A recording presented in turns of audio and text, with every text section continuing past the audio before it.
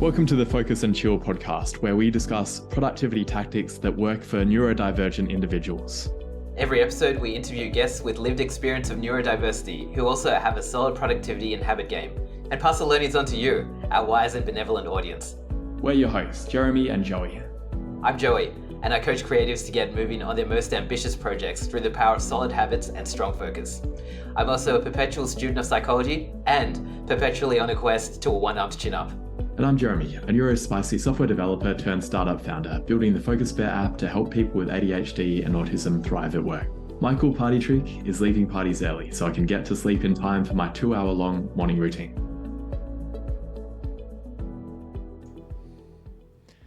The Focus and Chill podcast is brought to you by Focus Bear, a focus enhancement app for ADHDers. That's adults with both combined autism and ADHD. I'm Jeremy, I'm an ADHDer myself. I'm the founder of Focus Bear and also one of the hosts of this podcast. I built Focus Bear for myself originally because I was constantly getting distracted by my phone and my laptop. I wanted a way to tame my ADHD monkey mind so I'd stop going down rabbit holes and actually get work done, but also get off my computer and my phone in the evening so I'd be able to sleep properly. It's working perfectly for me and it's helping a lot of ADHDs as well. I'd love for you to try it. It's available for Mac, Windows, iOS and Android, and it leverages most of the productivity strategies we talk about on the podcast. You can jump onto focusbear.io or just Google Focus Bear and try it out. Let me know what you think. Welcome to episode number 66 of the Focus and Chill podcast. We're thrilled to be joined by Rebecca Arnold today. Rebecca, who is a JD, CPCC, and PCC, is a professional certified coach and the founder of Root Coaching and Consulting, a holistic leadership coaching firm for ambitious professionals. She has worked with 100 plus leaders in the fields of education, medicine, law, academia, and social impact organizations.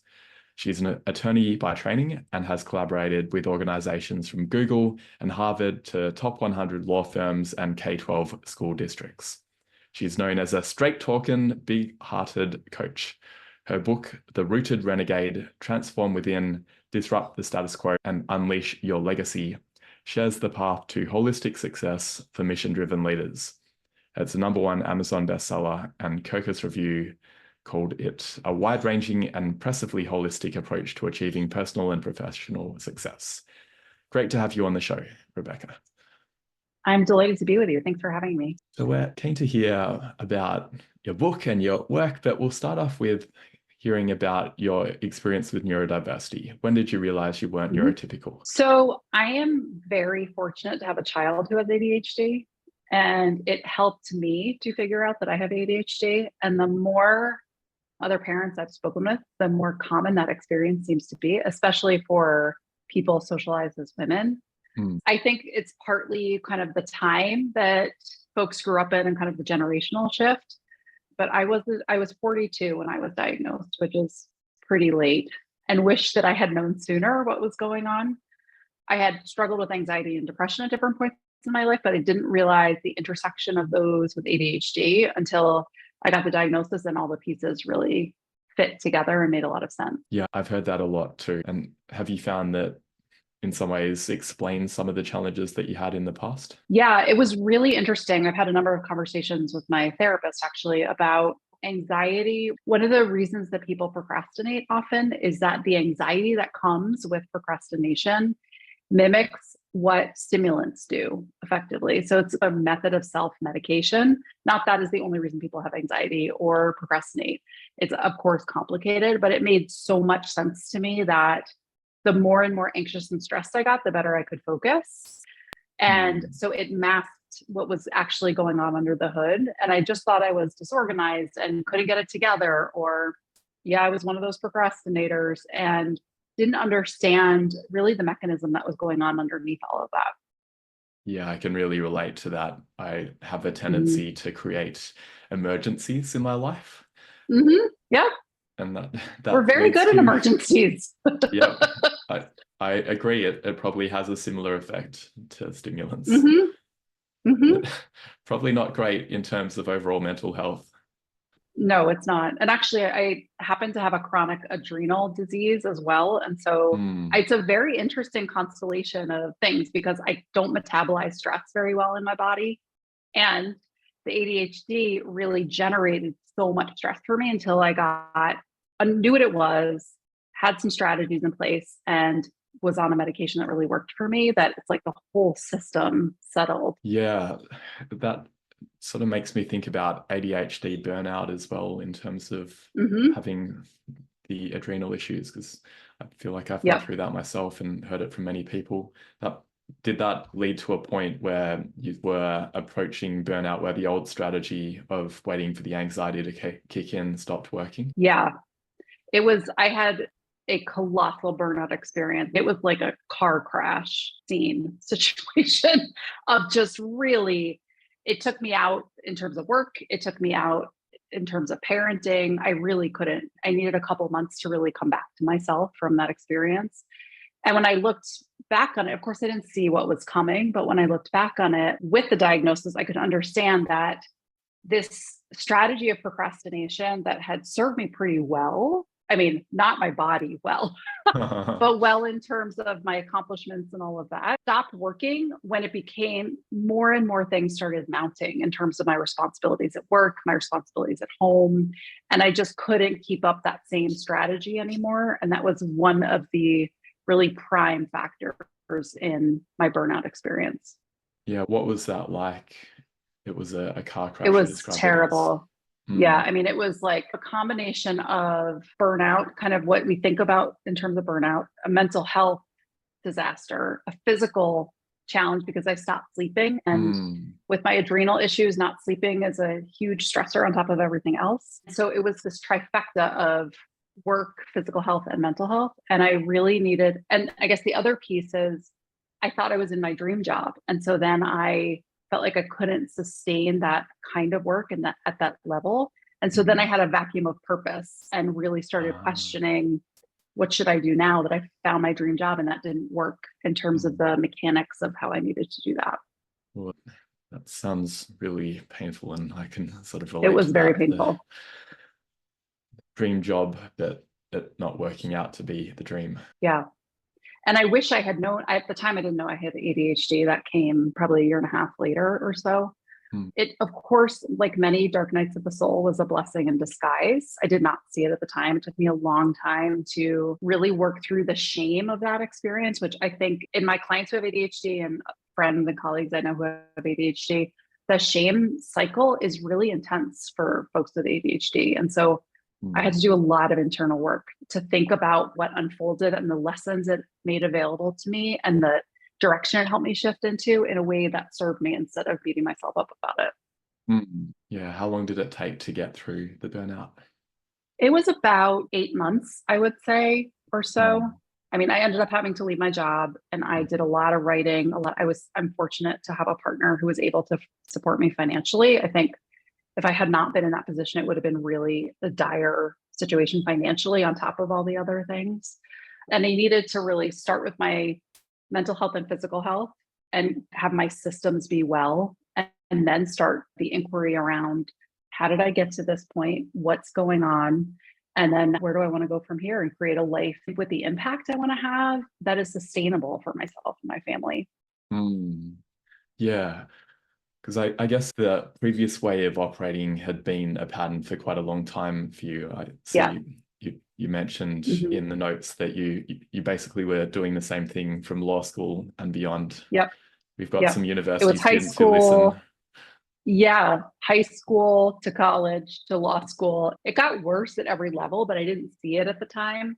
I Hmm. mean, another one of the dynamics I think that's in place, and this is, I had mentioned to you earlier that during this extreme procrastination kind of time period I had in law school, I ended up staying up multiple nights in a row and started hallucinating in the middle of trying to write finals. It's a really scary experience, and you don't realize how things mount on each other over time. It took me a long time to look back and see that pattern was in place and that, oh, there might be something going on here. Because on the outside, things were quote unquote working. Like my grades were good, right? So everything's fine. And I think that's such a mistake that we don't look at what the actual mechanism is and how it's going for people, but just look at the end result. Yeah, the ends don't justify the means. Yeah. Yeah. What's it like now after both going through that burnout experience and also being diagnosed? Have you been able to find a way that you can work in a more sustainable manner? Yes, there are so many strategies I use, mostly because sometimes I self-sabotage. So I need to mix up my strategies because they start to wane over time. Would it be helpful for me to talk about some of those, the strategies I use Yeah, now? absolutely. Okay, sure. One of the things I do is I always have accountability partners for things that I am resisting. And so I tell on myself lovingly all the time. I'll say, I know I'm resisting doing social media content, for example. And so I will get on a call with a friend and we'll co-work and I will do the thing that I'm resisting. And I'll be really clear about what I'm committing to by the end of our time together. And that's really supportive because there's no shame. We're both working on things that we're resisting. And it's something that I can rely on and build upon into my schedule. I also switch up my environment all the time. So I figured out that one other way, if I'm doing solo work, to conquer tasks that I'm resisting is to go to a coffee shop. I love a good coffee shop. And so oftentimes I will go and just start with the tasks that I'm most resisting. And there's something about being in that environment that really helps me focus. I mean, I think it's the noise and the chaos. I work much better in that than in my office, especially with things that I'm having a hard time focusing on.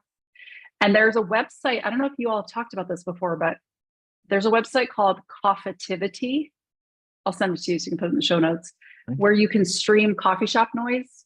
Huh. And so I do that sometimes if I'm just sitting in my office and can't get to the coffee shop, and it is a huge help. I also chew gum. I drink bubbly water and things if I'm feeling a dip in my motivation. I take breaks and move around a little bit. So there are lots of ways that I divide things up. And the other thing I would definitely mention are, because a lot of clients have found this helpful, is I create energy aligned to-do lists or focus aligned to-do lists. And so I'll make 3 buckets of tasks. One are tasks that require a ton of focus. I will do them best if I'm in flow. The other one are moderate focus. And then the third category is low focus. So I'll kind of check in with myself, where am I in terms of my focus? And then I'll pick something from those task lists that I feel like working on at that time. And then I don't feel like I'm super constricted to a defined to-do list, because then I start rebelling against my own to-do list, and that is ineffective. So it's a way that I found that's helpful. I like that idea. I try and do that myself as well. Other things, I guess it sounds like a lot of things are working well for you now. Are there still challenges that you experience? So writing the book that I just put out, I needed a lot of support to sit down and get writing at some of the points in the process, especially the editing. And I knew going into this that I was going to resist editing the most, in part because I have a lot of challenges with perfectionism. I don't know if that has been your experience too. I can edit something forever. And so it's sort of this, when is it enough? And when can you let it go and have it be what it is in the world, and not getting obsessive about it all being perfect? That was really a challenge for me. And so I had writing kind of accountability partners. I would text someone and say, I'm going to write X number of words today, and I'll let you know when it's done. So I had that level of accountability, and I had a publishing team who was supporting me too. So I feel like there's so much pressure for us to do things alone and feel like if we fail, then it's on us, instead of really approaching things from okay, this is going to be hard. So what is the team I need in place? So what are the strategies I need to have in place? And that doesn't have to cost me money, right? It can be friends, colleagues, resources that you come across, all of that. So I would love for people to stop thinking that we have to carry hard things by ourselves and do it all alone. Yeah, that's a really important message. It sounds like there are some things that you've always been good at, and you're probably leaning into them even more than ever now. What are your key strengths that you experience? So I'm deeply empathetic, which has most of our strengths, right, have a dark side. So that does have a dark side too. That I can pick up on other people's feelings all the time, and it can be a distraction. And it is a superpower in coaching. I'm able to really get very quickly in my body what my client is talking about and experiencing. And for many of my clients who spend a lot of time in their brains, it's very helpful to reflect kind of the embodied experience that they're referring to and locking in change from the physicality of what they're wanting for themselves. What I mean by that is not just shifting a mindset around having more confidence, but actually holding your body in a way that reflects that and helps you lock it in. So my empathy, I use all the time. The other thing, and this is, I think, a very common ADHD trait, is I'm very tangential in how I think about things, which means that I'm also, the other side of that is I'm able to connect dots and recognize patterns very easily. So in coaching, that's really helpful because I'll see a thread of what someone has talked about a couple of different sessions in very different ways and see the commonality of those things and help to reflect that for the client. So that has been super helpful. I guess the other piece is I call myself an accidental entrepreneur because I didn't really have entrepreneurial roots. But I learned over time that there are lots of different ways that I set myself up well to do work. And I work really well for myself most of the time, but I enjoy the creativity and the flex and deciding which kinds of work directions are aligned for me and which need to go in the back burner and just having a lot of choice. And one of the things that I have learned over time is that a lot of women, especially or people who have socialized as women who masked, and other folks who masked too, I'm sure, spend a lot of time trying to please other people. So wanting to do right by other people, wanting to play by the rules, wanting to do the path that other people have wanted for us.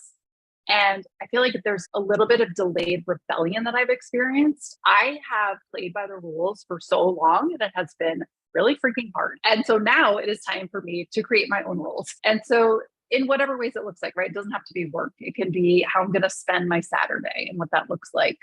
But there's so much freedom that comes from that, I think is in part an answer to feeling so confined and constrained for so long in systems where we had to do things particular ways to please other people. Yeah, that makes a lot of sense. And I guess even some of the challenges that people often experience around demand avoidance, maybe it's that we're feeling like we're procrastinating and we're not doing the things that we want, but maybe it's internalized ableism there in terms of coming up with the goals that actually don't suit us. That's really interesting about absolutely. The rebellion being a positive thing. Yeah. ADHD is so adaptive in so many ways that when we start to really look at the ways that it's serving us, when we create the circumstances that work, it's incredible to me. I mean, I talk all the time about this to my teenager who has ADHD about the things that they are able to do that come really easily to them that they don't even realize are hard for other folks because of their ADHD. They're just on fire when they're super motivated about something and have really diverse interests and can perform at levels that are shocking, right? I feel like the message of how adaptive ADHD is, like, as humans, it's just the human kind of structures and systems and all of that are wonky. Rebecca, you mentioned in your book before. Could you tell us a bit more about the book and any other work projects you might be focusing on at the moment? Yeah, sure.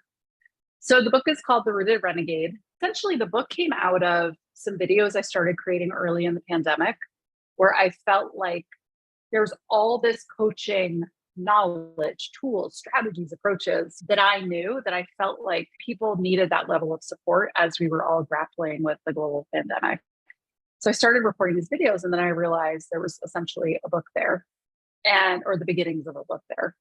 And the book is, again, harkening back to a lot of my thoughts during the pandemic of, the way we have been going in life for most of us was not working. And many of us were seeking quick fixes or numbing out and that sort of thing to mask the underbelly of what's really not working in our lives. And so what I came to is a framework that I think about as a framework for holistic success, which is creating the internal experience of peace, right? Knowing how to calm our nervous system, affect the emotions that are more helpful to us, and how do we manage emotions that are challenging for us. How to create existential peace. So how do we know what our purpose is? How do we know how to use our gifts more often than our strengths? How do we align our habits with the kind of life we want to live instead of the default patterns that we have? And then the third component is relational peace. How do you create a relationship with yourself that builds you up instead of breaks you down? And how do you formulate relationships with other people that, again, are support instead of sucking us dry?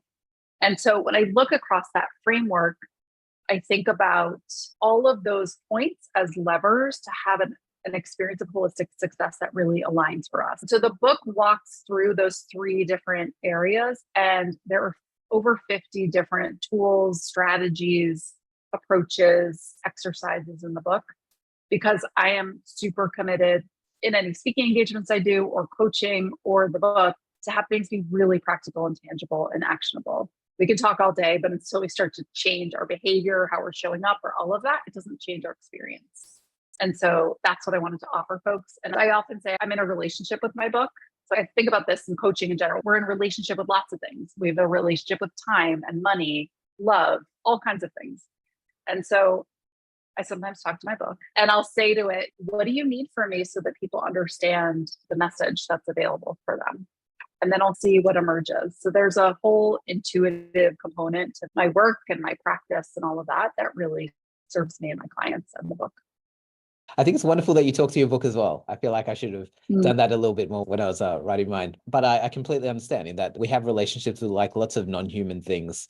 It's simply like relationship isn't intrinsically human, is it? It's the way you relate to, like you said, time.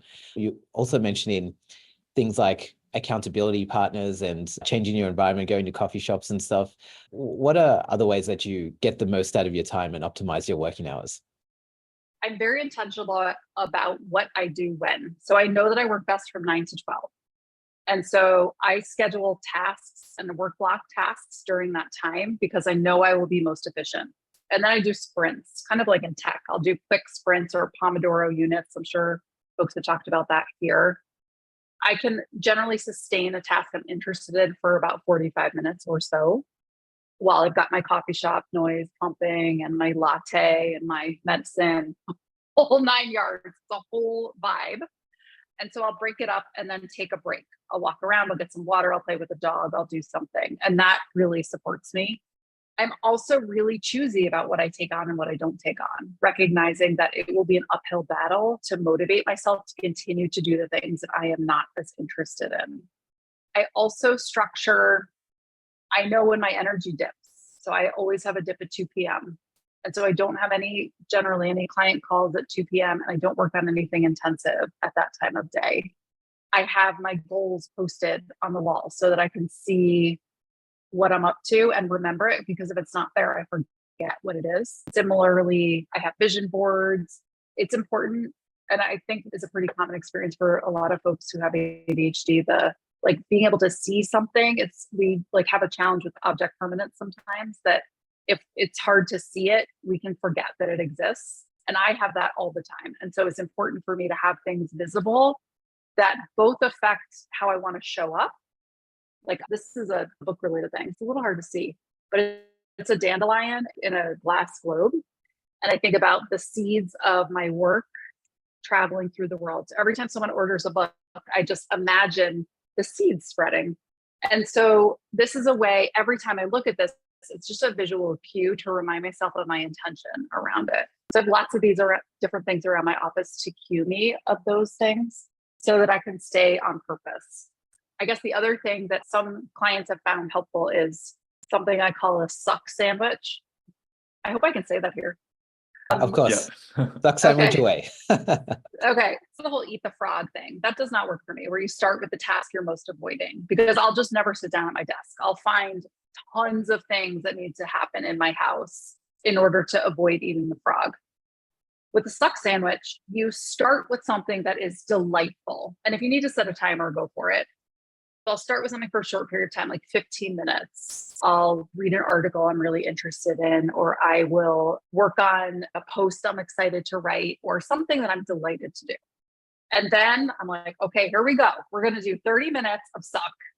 And it's almost like a suck sprint, right? So I go to my list of the things that suck and I pull from there, all the things. And then after 30 minutes is done, or 25 minutes, whatever works for folks, then I end with a task that I love. That is the suck sandwich. And that works way better for me than eating frog. Yeah, I have a mixed relationship with the eating the frog thing as well, because Mhm. I can find that Mhm. if I wake up with something that I'm excited about, then I'm more likely to get like a good start to the day because I've ticked Mhm. something off. On the other hand, sometimes I can just keep running away with that thing that I want to do. That's really great that you have basically, okay, suck sprint starts now. Is there any other unhelpful productivity advice that doesn't work for you? I do not like spreadsheets or project plans or anything that is rigid in that way. I did 1 year, I did November novel writing month, where you write a novel in a month. This is the only time that intense structure has worked for me, because the pain was clear. And I will explain, the pain of not performing was clear in a way that actually served my goals. So for novel writing month, you divide the number of words you want to write in your novel by 30 days. And then you know what your word count is for the day. So if you avoid the word count, like if I didn't write today, then the next day is double. And then the next day it just keeps adding. And so the cost of procrastinating is clear. Oftentimes the cost of procrastinating is not clear to us. And we forget from like procrastination time to procrastination time. But in general, if I open a spreadsheet, I get like sweaty. And I even like when I'm doing taxes for my business, my husband and I sit down, we're like, okay, it's tax time. We start the fire, right? I create the environment so it's better, but I strip down. I'm like in my bra doing taxes because it's like, it makes me sweaty and stressed out. So I do not enjoy spreadsheets. And other kinds of project plans, I think because it feels like forced performance, right? Demand performance of like, must do this on this day in this way. And it doesn't work for me. Instead, having a menu of options is a way better strategy for me. And eventually the same things get done. It's just in a way where I feel like I have so much more choice and autonomy. Even if I have created the project plan myself, then I start to rebel against my own project plan and it doesn't serve any ends. So sometimes some of the advice for folks with ADHD is to be really structured and create the goals and like, what's the work plan and all that stuff. Not good over here. For some folks, that's awesome if it works, but not for me. Yeah, and something you said earlier is that the tactics don't always work forever, that they might work for a set period and then stop working. Yep. It sounds like one tactic that has always worked pretty well is taking breaks. Would you agree with that? So we're going to take a quick break now just to honor that. Hi there, Focus and Chillers. Are you ready to supercharge your knowledge in the realms of creativity, tech, and psychology? Come check out my fortnightly newsletter. In each edition, you'll get quick wins and actionable takeaways that you can put into practice right away. If this sounds like you, I'd love to have you as a reader. Subscribe for your fortnightly dose of insights. The link is in the show notes. And now, let's get back to the show. All right, we're back from our break. I just put a blanket on because it's getting cold. We got some water. We're feeling good. Now we're going to talk about morning routines, or whether they work or not, because we were just talking about structure and how it can be too restrictive. So what's your perspective on morning routines? I bet your listeners can guess what my relationship with routines is. I don't really have one. I mean, I do get out of bed every day. I guess if you consider that a routine, that is a routine. And I do have coffee to start my day. But I basically switch up my routine all the time because I get routine fatigue. And so I know that there are things I quote unquote should do, and I won't do them unless there's enough variation. And so I get out of bed, get ready, get my coffee, get the kids out the door. And then there's a range of things that could happen from there.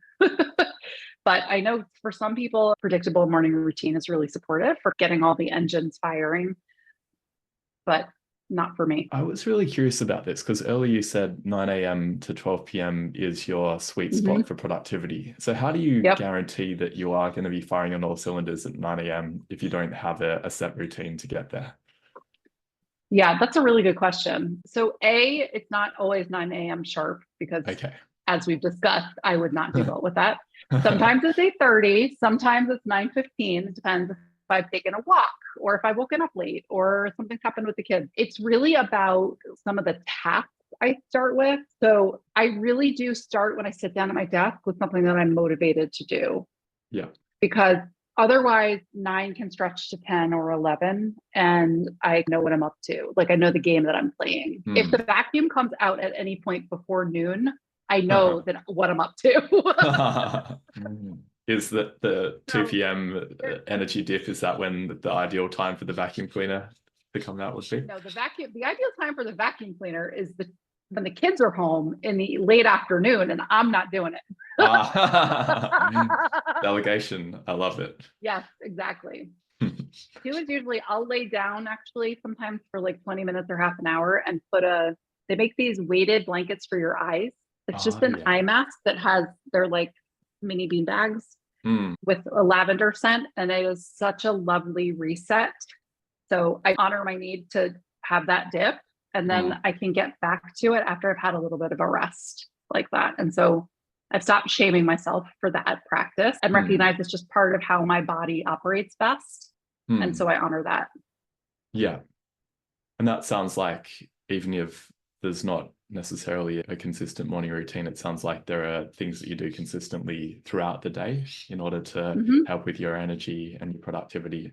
And just even the tactics that you use regularly to be productive. I'd almost consider them habits and routines of themselves. Yeah. I also check in with myself a lot. Like, what do I need right now? Or what's going on? Like, I have a little dialogue with myself, which is really helpful. Even if I'm doing a habit that is unhelpful, I'll be like, you are chowing down on this bag of pretzels right now because you were avoiding doing blah. And so I can totally continue chowing on the pretzels. Like I get to choose that, but I'm doing it consciously instead of unconsciously. And so that checking in is really important. If I'm like, I am just really dragging here and I know I was wanting to write this thing next, but that's not going to happen. I need to instead do something. I need to call a friend real quick for a couple of minutes and then get back to it after I've had a little dose of energy. Is that level of interoception or self-awareness a newer thing, or have you always had that? I think it's since I've become a coach.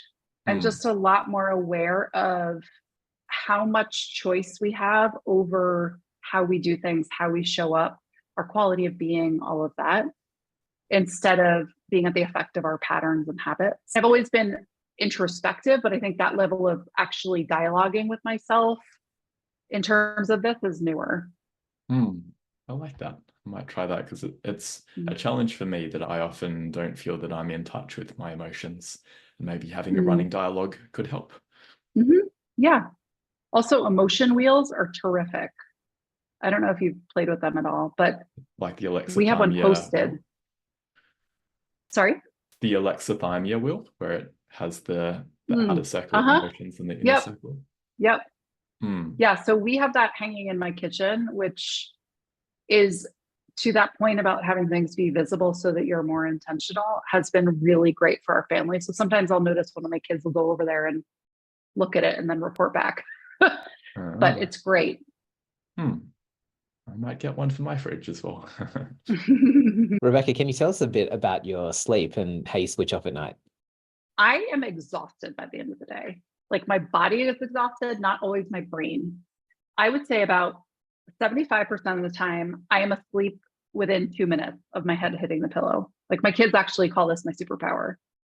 I think there are others, but that is the one that they reference the most, which I really do appreciate, being able to sleep easily those times. When my brain is circling on something, I sometimes just need to give it something complicated or what feels complicated in the moment. So I sometimes do the New York Times spelling bee, which I find really satisfying to my brain. It's almost like how your brain feels when you're doing crossword puzzles, but it's a little bit easier, I think, for me.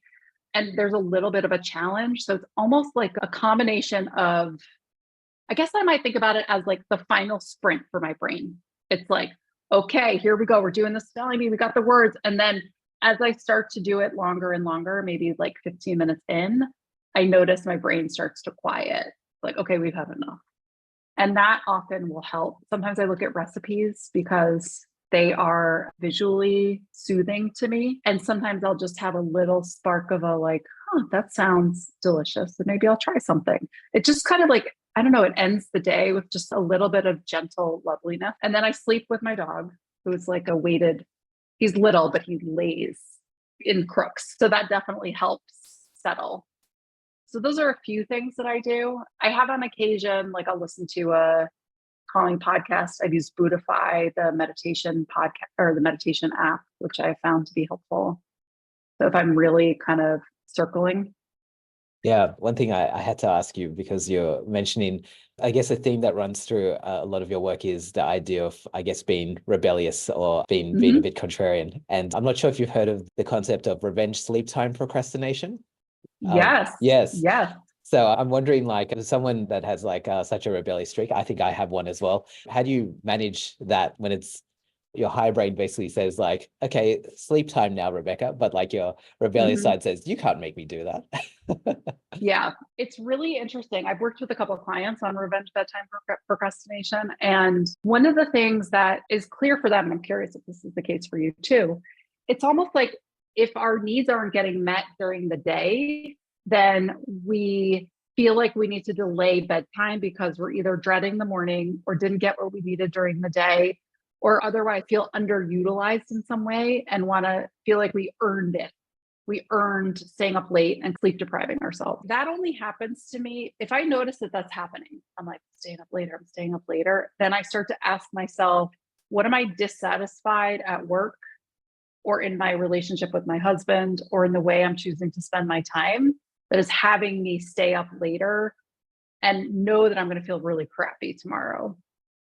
Yeah, that makes sense. You're asking like what it was like for me. I think it's a similar thing in that, I guess it's similar in some ways. It's a little bit different in that, like, if I've had a really satisfying day in terms of doing hard things and stuff, I will actually be like, yes, I can't wait to start tomorrow, and I'll want to sleep and get that sleep. Sometimes it will be like, you know what, I've earned this. I've earned being able to stay up. So it can be a bit like flipping a coin for me. Yeah. Like you've earned it, as in you've done crappy things and so you like should stay up late. Yeah, like I guess the story I tell myself sometimes is like, Joey, you lent into the discomfort, so you get these treats, like you get to play video games late at night. You've earned this kind of thing. But yeah, other times it will be like, you're so powerful because you're able to lean into these uncomfortable things, like think about what you'll be able to do tomorrow on a good night's sleep. And so that motivates me to get a good night's sleep. So yeah, it's a bit variable for me. Yeah, that's really interesting. It reminds me, I was listening to a podcast about smoking cessation. I don't smoke. I think it was on Hidden Brain, actually. And the researcher was saying that one of the things that they found really effective for smoking cessation is having people actually check in multiple times with themselves when they're doing the behavior. How does this actually taste? Like, how does this taste in my mouth? How does breathing in actually feel? And really bringing mindfulness to it and open awareness to how it really feels. So I would be curious, Joey, next time you're super late doing video games, checking in with yourself, like, how are my eyeballs feeling right now? How is my back in this moment? What's happening in my butt? Is there a lot of clenching happening? Am I feeling relaxed? Looking at the whole picture and just starting to get curious about what the impact of the choices are and how it feels. And maybe it will all be fantastic. Great. Maybe not. My eyeballs are loving this right now. It's so weird. I feel like they're burning. On that happy eyeball burning note, we'd like to end by asking you, where can people connect with you or find your work? Thanks. You can go to therootedrenegade.com and learn more about the book, about my coaching, a little bit about my story, and would love to see that. You can sign up for the newsletter. You can connect, and if you're interested in coaching. And I would love if folks pick up the book, let me know what you thought, because my dream is really to have people become unleashed and allow themselves to create the life that they really want. And there are practical tools and ways to do that. And sometimes it feels really overwhelming. So thank you. Oh, thank you, Rebecca. It's been wonderful having you on. Do you have any final words or asks of our audience? I would just implore you to remind yourself often, because society will not, of what a gift ADHD is and other forms of neurodiversity, and start to notice how those gifts show up. I mean, we're so practiced in noticing when it's not working for us that we are under practice at noticing when it is. So give yourself the luxury of just a few moments of appreciation when those gifts are showing up for you. Wonderful. And we'll wrap the show with that. Thanks for tuning in to this episode of the Focus and Chill podcast. To listen to other episodes, jump onto podcast.focusbear.io. If you'd like to be a guest on the show or you know someone who'd be a good fit, email us at team@focusbear.io. Otherwise, stay focused, stay chilled, and peace out.